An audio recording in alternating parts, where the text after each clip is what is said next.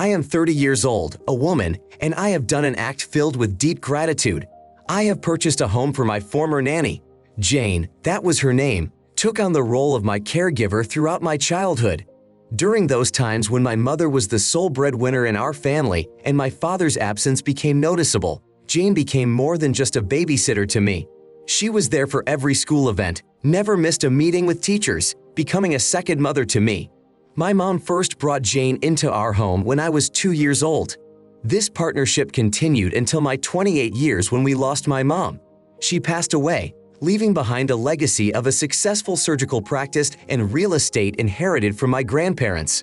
From that point on, I began renting out these properties, which provided me with a steady income. Jane proved to be my support not only during my childhood, but also during the difficult times after my mom passed away. She helped me with funeral arrangements and kept me in touch with relatives from my mom's home country. Her selflessness and support was invaluable to me, and I decided to thank her in a special way. For her birthday, I presented Jane with the deeds to a house in an area she had always dreamed of as a place for her retirement. Despite her attempts to refuse the gift, I insisted, explaining that she deserved it more than anyone else. Several unforeseen circumstances unfolded in the wake of that gesture. My biological father, with whom I had had virtually no contact my entire life, upon learning of this, suddenly appeared and demanded a conversation. His demands and claims, based on the fact that I was supposed to support him and his new family instead of Jane, left me only perplexed. Despite his arguments about blood kinship and obligations to him, I remained adamant in my decision to support someone who had been there for me during the most important moments of my life. My laughter at him was in response to his claims.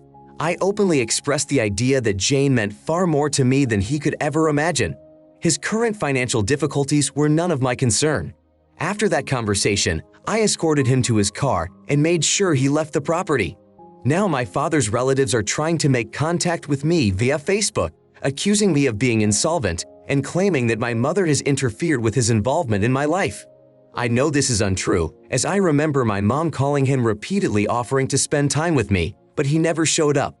In an attempt to find support, I turned to my friend Aiden, a 34-year-old man who had recently reconnected with his father after years of separation. Aiden's father had to spend time incarcerated, and they hadn't seen each other since childhood. Aiden suggested that my father might have had valid reasons for leaving me, calling my lack of understanding foolishness. He reminded me that some people weren't lucky enough to have a father in their lives. The reminder that I was one of those people caused him to refuse to talk to me further. So I was left with my thoughts, facing incomprehension even from people close to me. Don't let the words of those who didn't matter in your life hurt you. You deserve better than to be the target of unwarranted recriminations. In regards to Aiden, his attempts to compare your situation to his own experience are inappropriate. Each family history is unique, and comparing them is like comparing apples to dissimilar objects. It is important to hope that Jane is provided with a decent pension that will allow her to live without having to sell the house. Aiden and anyone who argues that your father had reason to leave you are probably incapable of offering a convincing argument. Logic says that if your father had a good reason for his absence, he would have found a way to explain himself, apologize, and look for ways to reconnect. His lack of interest in you until the moment your inheritance became known shows his true motives. It is not a desire to be a parent, but a desire for personal gain. Losing a friend can be painful, but those who don't value your friendship don't deserve your attention. Keep holding your head high. Aiden may be projecting his own experience where his father couldn't care for him because of incarceration. In your case, your father chose a different family and you only became important to him when money became available. The good you did for Jane was a show of true gratitude and respect for her years of care and support. Remember that family is made up not only of blood ties, but also of the relationships we build and value. Don't be disheartened by prioritizing those who have been there for you in times of need, regardless of blood ties. Next story. I have turned 59 years old. My daughter, 31, has been living with me for the past few months due to financial difficulties. Her spouse is 38 years old. They have 4 children in their family, ranging in age from preschool to adolescence. The daughter follows a vegetarian diet, due to which I avoid cooking meat dishes. However, her younger child is extremely picky about food and often refuses to eat my dishes. Despite this, my daughter takes it upon herself to cook a few meals during the week, usually making sure the kids have something to eat if what I offer is not to their liking. Last weekend, my daughter mentioned going out with friends. I assumed she would be home for dinner since she had not left specific instructions regarding care.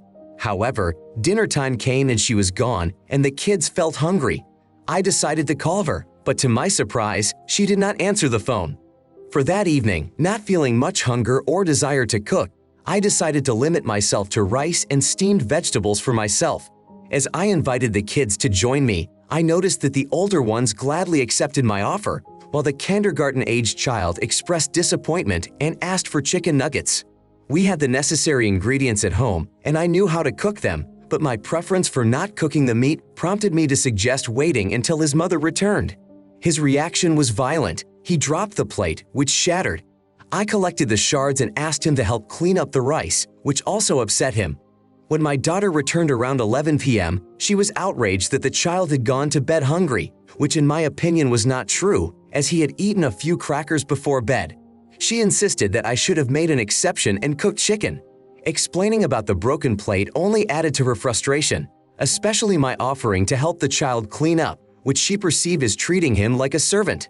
In our conversation, I noted her tendency to spoil him and also emphasized that I didn't leave the child hungry from lunch until 9 p.m. In fact, as late as 5 p.m. he was still eating something, and I offered him a peanut butter and jelly sandwich in addition to rice and veggies. This situation is everyone's fault. And then imagine the situation. Your daughter went to a party, while you don't seem to mind that 5-year-olds don't go to bed until 9 p.m. It's hard to understand where the husband was in this whole situation. It seems as though no one wants to take responsibility for children left without dinner at 9:00 p.m. when they are kindergarten age. Everyone seems to recognize the need to feed them in advance, but the responsibility falls on someone else's shoulders, causing general irritation. After all, it is clear to adults that children need to be fed, but agreeing to this does not always lead to action. Returning home, the grandmother should not be expected to appease the gastronomic whims of her grandchildren. She has prepared the meal. If the child refuses, that is their choice. Life is not over if he eats a cookie instead of the planned dinner, and the offered peanut butter and jelly sandwich causes a tantrum just because it doesn't meet his fleeting desire. Participating in cleaning up after himself is a perfectly reasonable request, while the child's mother should have informed the child of the time of his return and not created tension over the cleanup.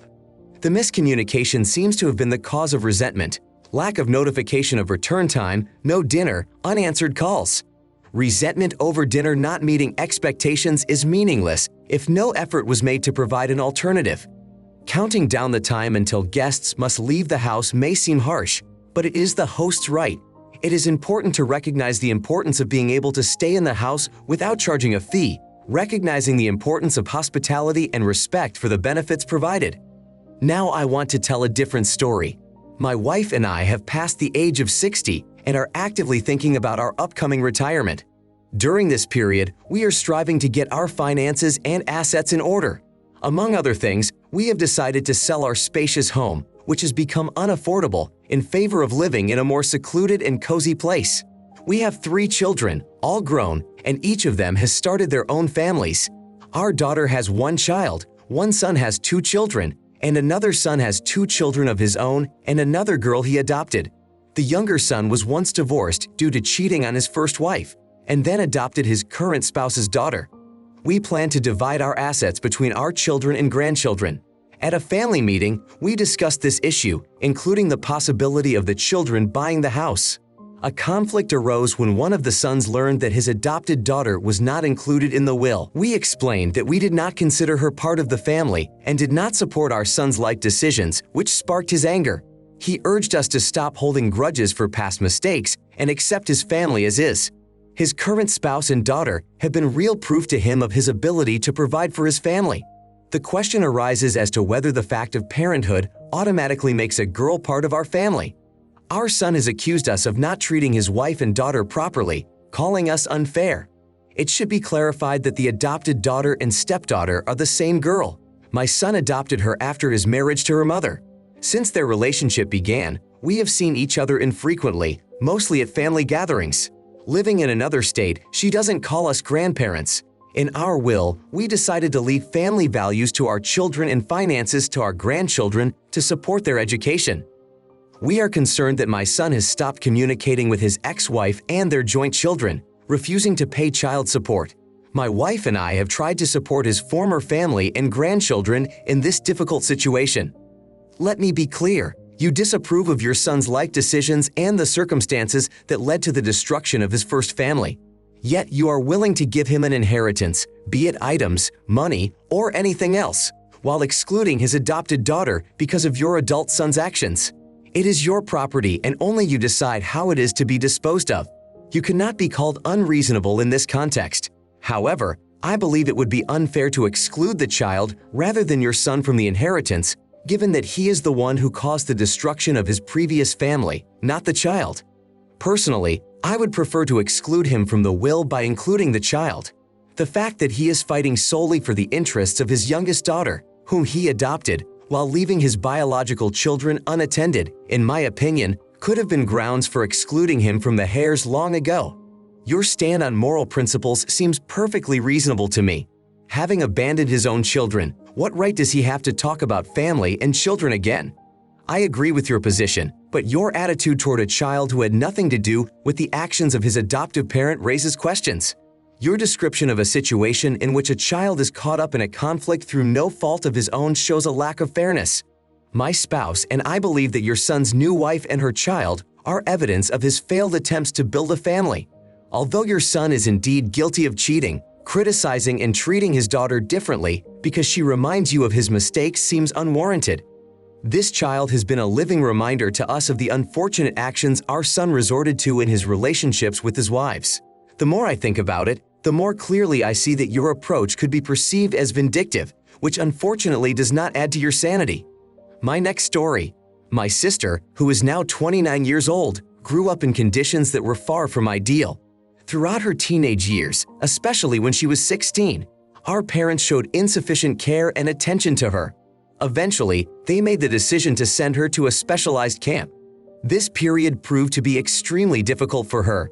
After reaching adulthood at the age of 18, she decided to leave home and has had no relationship with her parents since then. Despite past troubles, my sister and I reconnected a few years ago and are gradually building a new, stronger relationship.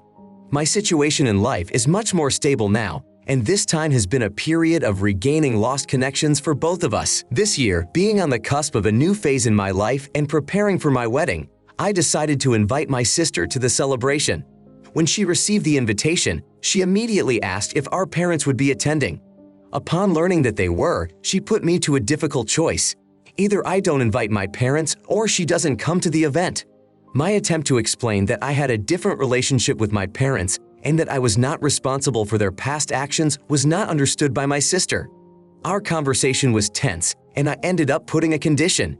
If it would be difficult for her to be in the same room with her parents, then perhaps she should refuse to attend the wedding.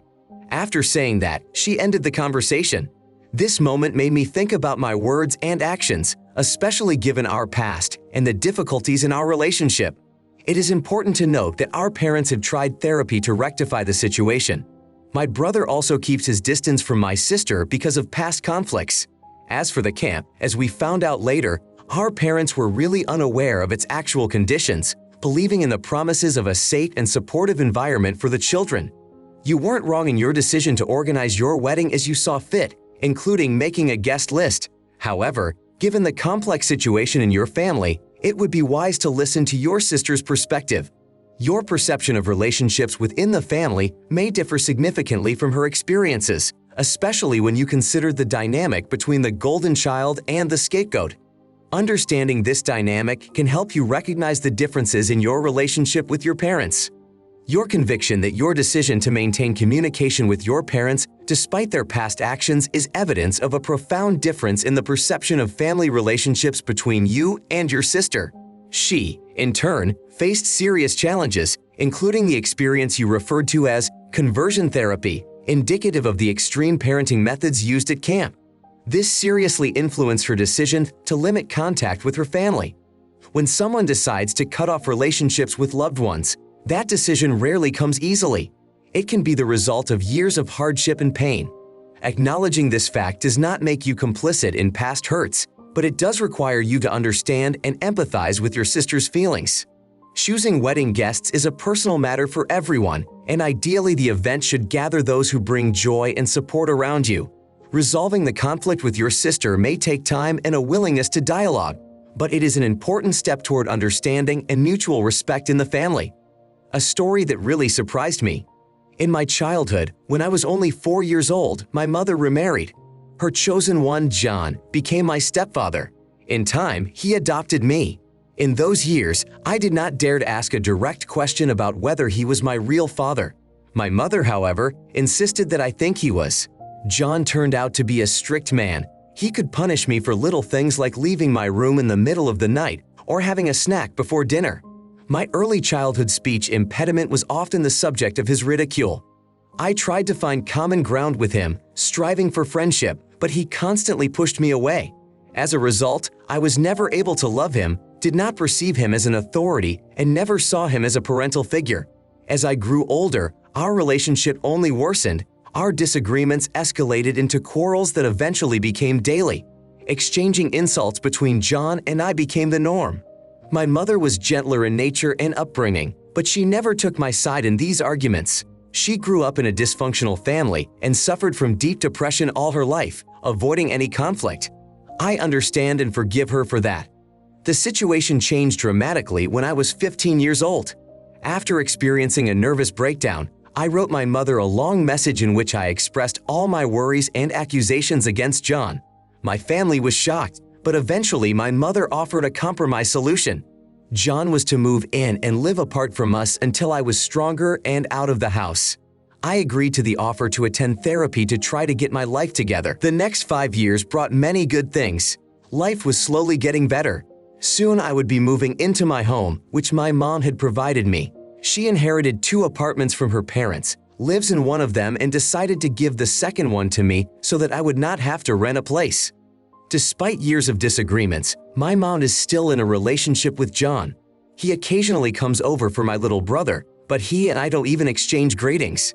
As soon as he shows up, I prefer to retreat to my room. Just as I was almost done clearing out my room, my mom suddenly broached the subject of John.